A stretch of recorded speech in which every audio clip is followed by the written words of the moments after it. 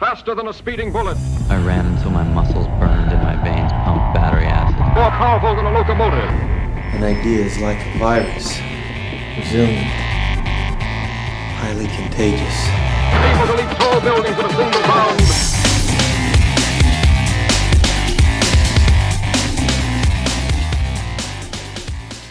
bound. Do tough stuff, huh?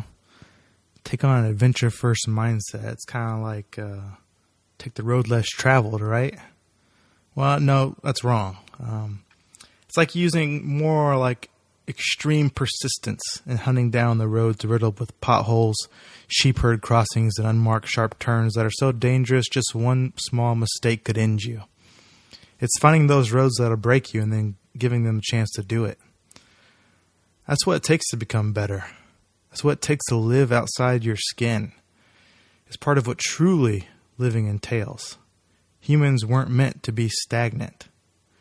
If you give life the chance to break you, once you've overcome all of its attempts, you'll be infinitely stronger, both mentally and physically. Seeking challenges to face and overcome can turn your life into more of an adventure game rather than a survival one. And wouldn't you rather be sightseeing than running from a mob of zombies anyway? A Nobel Prize-winning author Andre Gide once said, "It is only an adventure that some people succeed in knowing themselves, in finding themselves." And I would wager that he said some people, because most of us, sadly, don't ever take the opportunity to fully find or know ourselves and push our own limits. The bottom line is this.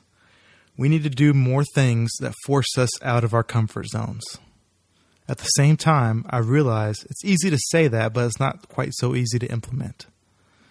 That's why this isn't just about your day-to-day. It's about a constant mindset that behooves you to adapt. I call it the adventure-first mindset. If all day your brain and your body are working on easy tasks, you aren't growing or improving. Honestly, you're barely living. Giving into the mundane, organized monotony that modern-day life can become if we let it doesn't lead to wellness or happiness. It leads to depression and emptiness. We start to look at life differently when we use an adventure-first mindset. Taking the long way home from work doesn't qualify.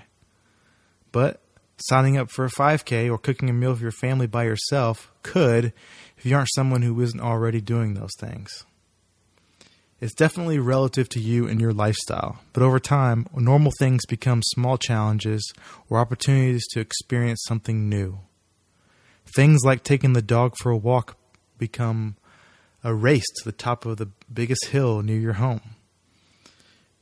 And then, before you know it, one day you'll wake up early on the side of some obscure mountain that you decided to climb just 2 days before, mostly just to watch the sunrise.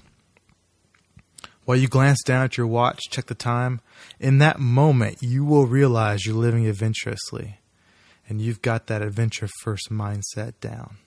And you know what? You'll smile because you'll understand just how full your life really is. Each time we're met with a challenge, we're forced to problem solve in new ways. Whatever the obstacle, our brains create new neural pathways to help overcome those circumstances better and faster. Each time you push your body through something that requires exertion, it becomes more able to adapt to that exertion. You heard of that 10,000 hours line about how to become a master of something? Well, don't worry, because it's a lie. Every time you push yourself beyond a limit, no matter if it's mental or physical, it will carry over and help you push through the next limit, regardless of if they are in a related area or not. Remember, this is about changing our mindsets rather than our actions. We control our feelings first, then our thoughts, and only then our actions. Okay, so some story time. So where did this adventure first idea even come from? Well, for me, I wasn't always an adventurous dude. Even now, I'm always kind of drawn to the quiet home life of cuddles and sports shorts and cozy socks and constant Wi-Fi. As a kid, my family went on vacations and did fun things on the weekends, but the most adventurous my life got was on the basketball court or in front of the water fountain asking a girl to dance with me. Both of those arenas proved to be equally exciting and challenging, but that was about it. Until I got to college. Things change when we get out on our own, don't they? My perspective definitely changed. Life became more like a highway than a railway, and the power of choice overwhelmed me so much that I didn't know where to begin. One part of me felt like if I didn't have plans, I ought to be spending my time in my room, probably studying. While the other part of me, the newer, more organically me part of me, wondered how any part of me could sit in my room and let the world pass by with so much out there to experience and explore. I buried my head in what I knew. I started some new games on my computer to meet my ingrained expectation of staying in my room, but also partake in my new adventurous outlook.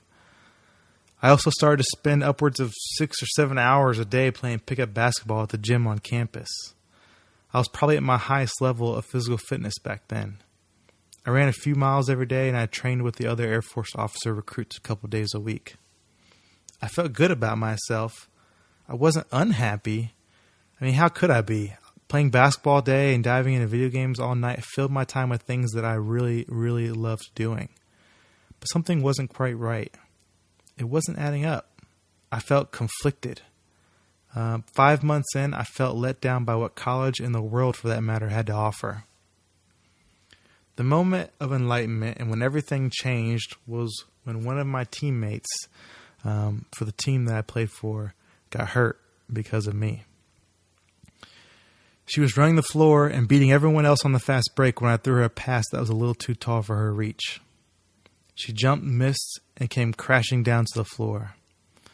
I was 30 feet away from her, but I instantly knew she was seriously injured. She had broken her ankle. As I ran over to help carry her off the court, she snarled at me and cursed me for causing her to fall. I didn't think much of it at the time because it was completely accidental on my part.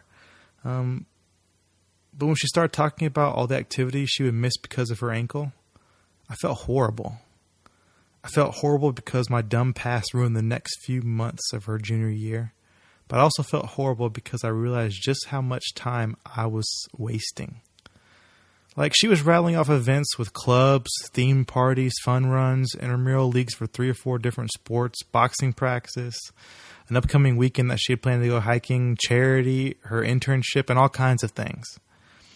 I decided that life is not life as I know it. Life is much more than I knew. And I shed my last layer of baby skin and gave way to the adventure of first sight of me. 4 days passed. In my Air Force class, an announcement was made that anyone wanting to participate in the marathon this weekend could still sign up because there had been some cancellations. So, wearing my newfound outlook like a set of adventurism armor, I jumped at the chance and added my name to the list. I had never run a marathon before. I had never even run more than 5 miles consecutively. But I was unafraid. It was a Wednesday when I decided I wanted to run the marathon that would take place the following Saturday. It was called the Bataan Memorial Death March Marathon, and I would learn that they hold it in the middle of the New Mexican desert. Still, I thought, how hard could it be? Looking back on it, I'm not sure where my confidence came from, but I was sure that I could complete it. After all, I was young and in shape, right? Everything I put my mind to and given 100% effort at, I had achieved, so why would this be any different? Well, 2 days later, I found out that I was required to run the race in combat boots in my military uniform. But again, I shrugged it off. By this point, I had talked a buddy into coming along with me, and so I figured at least that way I wouldn't be lonely, and I really thought that it was going to be more fun than anything else. Maybe we could have some good debates on the run, I thought. Besides, the person that signed me up piqued my interest on the notion of the free beer that I'd get after I finished the race, and so, of course, I was sold. The day before the marathon, I decided I would train a little bit. I ran 5 miles, and it felt good. It was one of those runs that you have where you get so lost in your playlist that you barely realize the time go by at all. It was comfortable. I was oozing with confidence. That next day, we rode several hours out to White Sands Missile Range. I was surprised at how hot it seemed, even in March. When we got there, we filled our camelbacks up and got in line for registration. It wasn't long before we were among a horde of people stretching and acting very focused. We joined them for a few minutes, but me and my friend mostly spent that time joking around and talking about how easy it would be. Then the countdown started, and we were off. Well, for the first 12 miles, we guided through the hilly terrain. I think youth and general fitness combined with massive egos kept us strong for that long. I remember how we treated runners ahead of us as competition and would race up to and past them. For a long time, it felt easy. We talked about the war in Iraq and reminisced about the height of 90s rap. At one point, we even sang together. At mile 15, my friend's knees started to give out. I was okay, but I could feel the ache starting to set in. We hit a couple of the checkpoints and stopped for bananas. We definitely weren't singing anymore, but our spirits were still high. We were halfway done anyway. At mile 18, our run became a jog. What communications we had were regulated to one-word responses and grunts. If one of us asked if the other one wanted to stop at a checkpoint, it probably came out more as stop, and was met with yeah, muffled over some very heavy breathing. After a while, we stopped talking at all. I remember seeing tents off in the distance and then getting to that point and just finding absolutely nothing there. The desert ain't no joke. Mirages are real. I was breaking apart mentally and physically, but I'd be damned if I was going to quit. I was way too prideful for that. From miles 21 to 23, we walked. It was hard enough just to keep our bodies moving at that point. I thought about my dad a lot on those 2 miles. I wondered what he would say. I remembered him telling me that no one in our family had ever run a marathon, and I couldn't be the first one to try, just to quit. So I was compelled. After the mile 23 marker, both of us were limping severely. Our heavy boots were dragging on the pavement and our uniforms were drenched. But it was around this time that our communication kicked back up a notch. We were inspirational to each other throughout the entire trek, but none more so than those last 3 miles.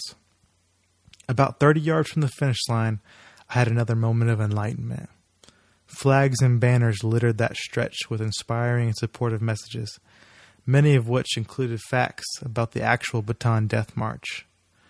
Nothing was more motivating than the reminders of what those brave Americans endured during what became the last few days of most of their lives. And when I made it across the finish line, I felt a rush of euphoria that I swear took over every single cell in my body. We made it out of the way of the track and collapsed half in tears of joy and half in tears of pain.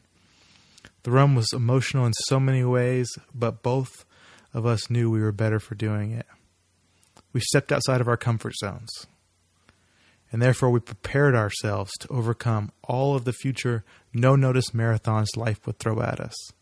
And so far we have. But a broken ankle, an untrained marathon, and 9 years later, I still feel like, I like to spend time safe and indoors. But now when I do, I'm much less comfortable. I decided I wanted to be different, and I became different. I changed my view on life. It didn't take me 10,000 hours to become a master at being adventurous. It took just the strength to make one decision and the persistence to act on that decision every single day. We have to do things to make ourselves better anyway, right, guys? Why should we let chance decide when those things occur? Take control of your own life and adapt an adventure-first mindset now. Become a better human.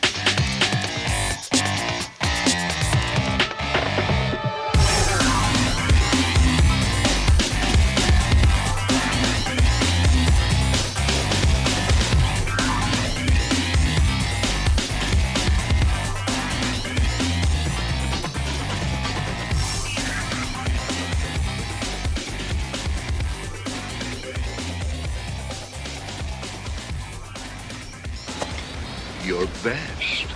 Losers always whine about their best.